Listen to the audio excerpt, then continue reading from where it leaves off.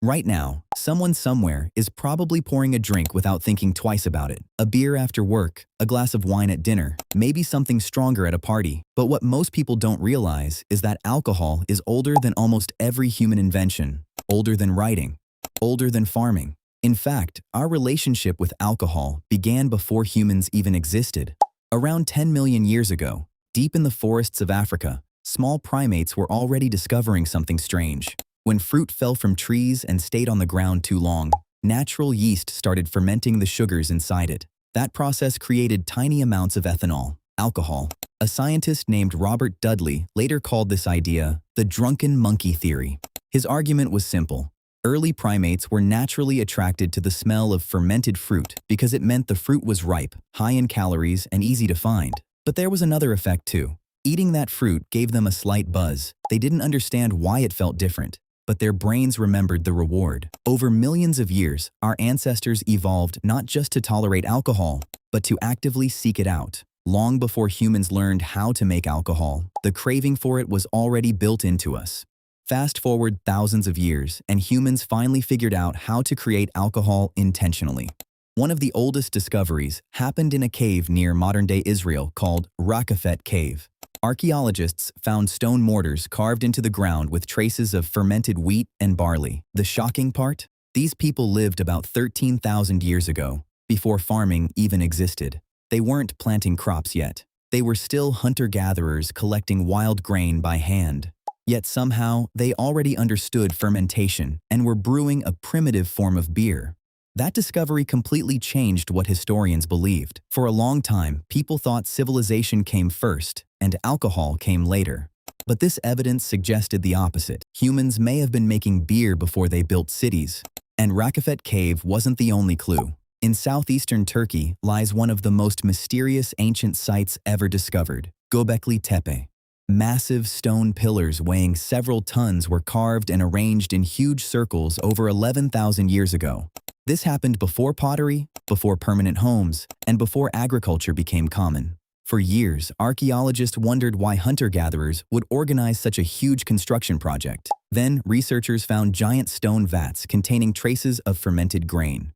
The theory now is that Göbekli Tepe may have been a gathering place where people came together for rituals, feasts, and drinking. Imagine that. Some of the first monuments in human history may have been built partly for communal drinking events.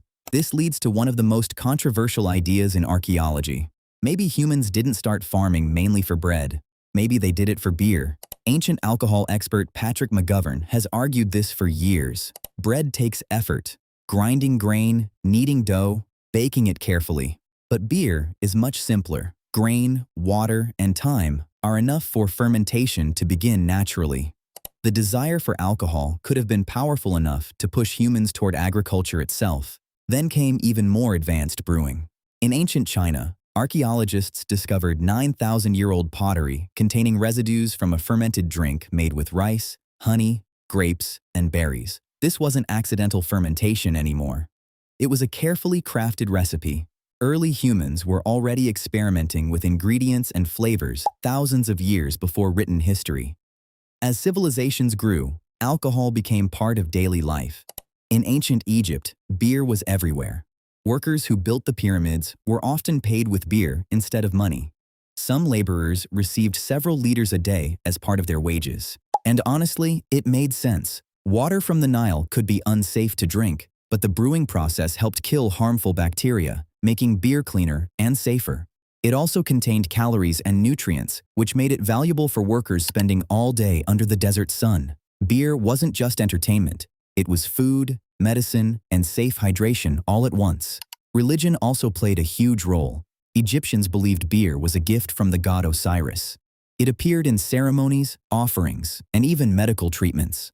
Doctors mixed herbs into beer to treat illnesses ranging from infections to stomach pain.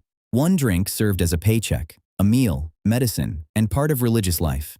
When you step back and look at the full timeline, it's incredible. Millions of years ago, primates were naturally attracted to fermented fruit. Thousands of years before farming, humans were already brewing alcohol in caves. Ancient monuments may have been built around feasting and drinking. Entire civilizations later depended on beer for survival. Alcohol didn't simply appear after civilization. there's a real chance it helped create civilization itself. So the next time someone casually opens a drink, remember, they're participating in a tradition older than recorded history. The bottles changed, the recipes improved, but the basic human impulse stayed the same. It's the same curiosity that once made a small primate pick up an overripe fruit from the forest floor millions of years ago. The only difference is that now we know exactly how to make it.